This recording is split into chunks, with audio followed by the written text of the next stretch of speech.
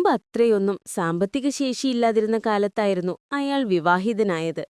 ഒരു ദരിദ്ര കുടുംബത്തിലെ പെൺകുട്ടിയായിരുന്നു ഭാര്യ. എങ്കിലും അവരുടെ ജീവിതം വളരെ സന്തോഷകരമായി മുന്നോട്ടു നീങ്ങി. അതിനിടയിലാണ് അയാൾക്ക് വിദേശത്തേക്ക് പോകാൻ ഒരവസരം ലഭിക്കുന്നത്. അതിനുവേണ്ടി അവളുടെ ആഭരണങ്ങളെല്ലാം വിറ്റ് അയാൾ വിസക്കുള്ള പണമുണ്ടാക്കി. അധികം വൈകാതെ അയാൾ ഗൾഫിലേക്ക് പോവുകയും ചെയ്തു. ഗൾഫിൽ നല്ലൊരു കമ്പനിയിലായിരുന്നു അയാൾക്ക് ജോലി. തരക്കേടില്ലാത്ത ശമ്പളം, മറ്റു സൗകര്യങ്ങൾ. കുറഞ്ഞ കാലം കൊണ്ടുതന്നെ അയാൾ ധാരാളം സ്വത്തും പണവും സമ്പാദിച്ചു. ക്രമേണ അയാളുടെ ചിന്താഗതികളിലും പെരുമാറ്റങ്ങളിലുമൊക്കെ ചില മാറ്റങ്ങൾ പ്രകടമായി തുടങ്ങി. പുതിയ ജീവിത സൗകര്യങ്ങളിൽ പഴയതൊക്കെ അയാൾ മറന്നു തുടങ്ങി.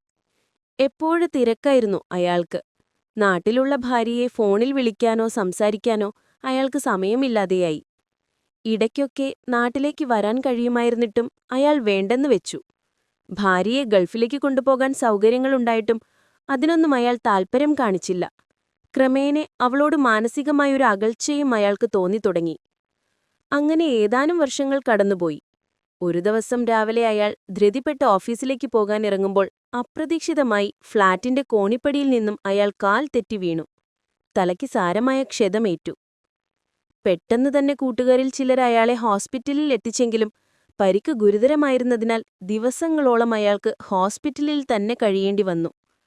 മാസങ്ങൾക്ക് ശേഷം ശരീരത്തിന്റെ ഒരു ഭാഗം തളർന്നുപോയ അവസ്ഥയിൽ സുഹൃത്തുക്കൾ അയാളെ നാട്ടിലേക്കെത്തിച്ചു. പ്രാഥമിക ആവശ്യങ്ങൾക്ക് പോലും പരസഹായം ആവശ്യമുള്ള അവസ്ഥയിലായിരുന്നു അയാളപ്പോൾ. ആ സന്ദർഭത്തിൽ അയാളെ സ്വീകരിക്കാനും പരിചരിക്കാനും നാട്ടിൽ അയാളുടെ ഭാര്യ മാത്രമാണുണ്ടായിരുന്നത്. നാട്ടിൽ ഇങ്ങനെ ഒരുവൾ കാത്തിരിക്കുന്നുണ്ടായിരുന്നുവെന്ന് ഒരു കാലത്ത് അയാൾ മറന്നുപോയിരുന്നെങ്കിലും പഴയതൊന്നും ഓർക്കുകയോ ഓർമ്മിപ്പിക്കുകയോ ചെയ്യാതെ അവൾ സ്നേഹത്തോടെ അയാളെ പരിചരിച്ചു. ഒരു സാന്ത്വനമായി, സാന്നിധ്യമായി അവൾ എപ്പോഴും ഭർത്താവിന്റെ കൂടെ നിന്നു.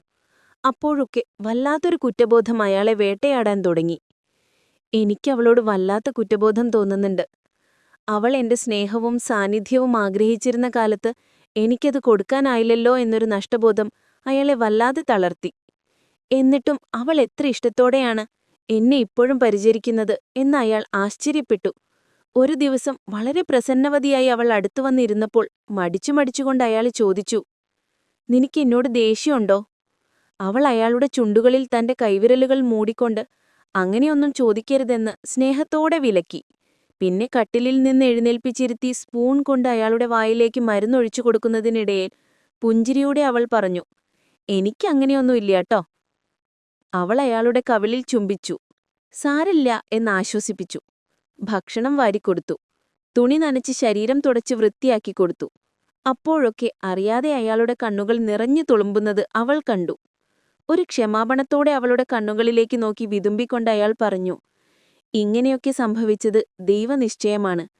നിന്റെ സ്നേഹം തിരിച്ചറിയാൻ, ആപത്തുകാലത്ത് ആരൊക്കെ കൂടെ ഉണ്ടാകുമെന്ന് കാണിച്ചു തരാൻ." അയാൾ തേങ്ങി. അപ്പോൾ അയാളെ ആശ്വസിപ്പിച്ചുകൊണ്ട് അവൾ പറഞ്ഞു, "വേണ്ടാത്തൊന്നും ആലോചിക്കണ്ട. കുറച്ചു മാസങ്ങൾ കൊണ്ട് നിങ്ങൾക്ക് പഴയപോലെ എഴുന്നേറ്റ് നടക്കാനാവുമെന്ന് ഡോക്ടർ പറഞ്ഞിട്ടുണ്ടല്ലോ. സന്തോഷായിരിക്കൂ." അവളുടെ ആശ്വാസവാക്കുകളാൽ അയാളുടെ ശരീരത്തിലും മനസ്സിലും പ്രതീക്ഷയും ഉന്മേഷവും നിറഞ്ഞു. ഹൃദയത്തിന്റെ ആഴങ്ങളിൽ എവിടെയോ അവളോട് തീവ്രമായൊരു പ്രണയം അണപൊട്ടിയൊഴുകി. അയാൾ അവളുടെ കൈവിരലുകളിൽ ഗാഢമായി ചുംബിച്ചു. അല്പനേരം അയാൾ കണ്ണുകൾ അടച്ചുകിടന്നു. പിന്നെ സ്നേഹമസൃണമായൊരു പുഞ്ചിരിയോടുകൂടി അവളെ നോക്കിക്കൊണ്ട് അയാൾ ചോദിച്ചു, "പല ബന്ധങ്ങളിലെയും ആഴമറിയണമെങ്കിൽ നമ്മൾ മോശം അവസ്ഥയിലൂടെയും കടന്നുപോകണം, അല്ലേ? നമ്മളൊക്കെ നല്ല അവസ്ഥയിൽ അങ്ങനെ ജീവിക്കുമ്പോൾ ഇഷ്ടത്തോടെ കൂടെ നിൽക്കാൻ ഒരുപാട് പേരുണ്ടായിരുന്നു. നമുക്ക് തോന്നും അവരൊക്കെ നമ്മുടെ പ്രിയപ്പെട്ടവരാണെന്ന്. അവരുടെ ഹൃദയത്തിലൊക്കെ നമുക്ക് വലിയ സ്ഥാനമുണ്ടെന്ന്. നമ്മളെക്കൊണ്ടിന് വലിയ പ്രയോജനമൊന്നുമില്ലെന്ന് മനസ്സിലാകുമ്പോൾ പല ബന്ധങ്ങളും പതിയെ കൊഴിഞ്ഞുപോകും. ആപത്ത് കാലത്താണ് ഓരോ സൗഹൃദവും എത്ര ദുർബലവും ഓരോ അടുപ്പവും എത്ര അകലെയുമാണെന്ന് നമ്മൾ തിരിച്ചറിയുക.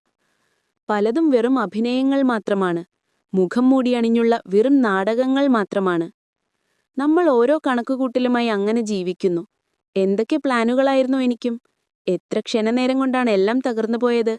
ഒരു പ്രയാസവുമില്ലാതെ കാര്യങ്ങളെല്ലാം ഭംഗിയായി നടക്കുമ്പോൾ നമ്മൾ വിചാരിക്കും എല്ലാം എന്റെ പ്ലാൻ അനുസരിച്ച് തന്നെ നടക്കുന്നുണ്ടെന്ന്, എല്ലാം ഭദ്രമാണെന്ന്. ചിലപ്പോൾ സ്വന്തം കഴിവിലും മികവിലും കുറച്ചൊക്കെ നമ്മൾ അഹങ്കരിച്ചു പോവുകയും ചെയ്യും. എത്ര കരുതിയാലും ചിലപ്പോൾ നമ്മുടെ ജീവിതം കീഴ്മേൽ മറിയാൻ അരനിമിഷം മതിയാകും അല്ലേ? അയാളുടെ ശബ്ദം ഇടറാൻ തുടങ്ങിയപ്പോൾ പതുക്കെ കവിളിൽ തടവിക്കൊണ്ട് അവൾ പറഞ്ഞു, കടന്നുപോകുന്ന അവസ്ഥകളൊക്കെയും നല്ലതിനായിരിക്കുമെന്ന് നമുക്ക് സമാധാനിക്കാം. അയാൾ പറഞ്ഞു, ശരിയാണ്, ജീവിതത്തിൽ ഇങ്ങനെയൊക്കെ സംഭവിച്ചതിലൂടെ ഞാൻ ചിലതൊക്കെ പഠിച്ചു. വെറും കറൻസികൾ മാത്രം സമ്പാദിച്ചതുകൊണ്ട് ഒരാളും ധനികനാവില്ലെന്ന് എനിക്ക് മനസ്സിലായി. ഏതെങ്കിലും വിധത്തിൽ എപ്പോഴെങ്കിലും നമ്മൾ തളർന്നു പോവുകയാണെങ്കിൽ ഹൃദയം കൊണ്ട് നമ്മെ ചേർത്തു പിടിക്കുന്ന ചില സൗഹൃദങ്ങൾ കൂടി ജീവിതത്തിൽ സമ്പാദിച്ചു വെക്കണം. വീണു പോകാതെ നമ്മെ അണച്ചുപിടിക്കാൻ ചില ആത്മബന്ധങ്ങൾ കൂടി വേണം. അതിനേക്കാൾ വലുതൊന്നും ജീവിതത്തിൽ ആർക്കും സമ്പാദിക്കാനില്ല. മുൻവിധികളില്ലാതെ പങ്കുവയ്ക്കപ്പെടുന്ന സ്നേഹപരിഗണനയിലൂടെ മാത്രമേ അത്തരം ഹൃദയബന്ധങ്ങൾ വളർന്നു വരികയുള്ളൂ എന്ന് ഞാനിപ്പോൾ മനസ്സിലാക്കുന്നു. നാളെ ആരൊക്കെ ആർക്കൊക്കെ ഉപകാരപ്പെടുമെന്ന് ആർക്കറിയാം, അല്ലേ? പിന്നെ വിരിപ്പുകൾ ശരിയാക്കി അയാളെ നേരെ കിടത്തുന്നതിനിടയിൽ അവൾ പറഞ്ഞു, ഇനി അല്പം ശാന്തമായി കിടന്നോളൂ, ഞാൻ കുടിക്കാൻ എന്തെങ്കിലും എടുത്തിട്ട് വരാം. അവൾ എഴുന്നേൽക്കാനിറങ്ങുമ്പോൾ അയാൾ പതുക്കെ അവളുടെ കൈവിരലുകളിൽ പിടിച്ചുകൊണ്ട് ചോദിച്ചു, ഞാനൊരു കാര്യം ചോദിക്കട്ടെ? അവൾ സമ്മതം മൂളി. നിനക്ക് എന്നോട് ഇപ്പോഴും എങ്ങനെ ഇത്ര സ്നേഹത്തോടെ പെരുമാറാൻ കഴിയുന്നു? അതോ? അവൾ പുഞ്ചിരിച്ചു. എന്നിട്ട് ജനലുകൾ തുറന്നിടാനായി അവൾ എഴുന്നേറ്റ് പോയി. അല്പസമയം പുറത്തേക്ക് നോക്കി നിന്ന ശേഷം ഒരു ചെറു ചിരിയോടെ അടുത്തേക്ക് വന്ന് നിന്നുകൊണ്ട് ഇങ്ങനെ പറഞ്ഞു, ഞാൻ കോളേജിലൊന്നും പഠിച്ചിട്ടില്ല. എങ്കിലും ജീവിതം എന്നെ കുറച്ചൊക്കെ പഠിപ്പിച്ചിട്ടുണ്ട്. ഒരാൾക്ക് നമ്മുടെ സ്നേഹവും സാമീപ്യവും ആവശ്യമുള്ളപ്പോഴാണ് അത് കൊടുക്കേണ്ടത്. നിങ്ങൾക്കിപ്പോൾ എന്നിൽ നിന്നും അത് ആവശ്യമുണ്ട്. അവൾ വീണ്ടും ഒരു മാലാഖയെപ്പോലെ പുഞ്ചിരിച്ചു. അയാളുടെ കണ്ണുകൾ സജലങ്ങളായി. അവളെ ഗാഢമായി ഒന്ന് അണച്ചുപിടിക്കാനായി അയാൾ കൈകൾ നീട്ടാൻ വെറുതെ ഒന്ന് ശ്രമിച്ചു. അപ്പോൾ അവരെ തഴുകി തലോടാനായി തുറന്നിട്ട ജാലകത്തിലൂടെ ഒരു കുഞ്ഞു തെന്നൽ അകത്തേക്ക് ഓടിയെത്തി. അവർക്കായി ദിവ്യസംഗീതം പൊഴിക്കാൻ പുറത്തെ ചില്ലകളിൽ കുഞ്ഞു കിളികൾ പറന്നെത്തി. നമ്മുടെ ബന്ധങ്ങൾക്ക് വലിപ്പമുണ്ടോ എന്നറിയാനായി വരുന്ന പരീക്ഷണങ്ങൾ. സ്റ്റോറി റസാഖ്, വഴിയോരം.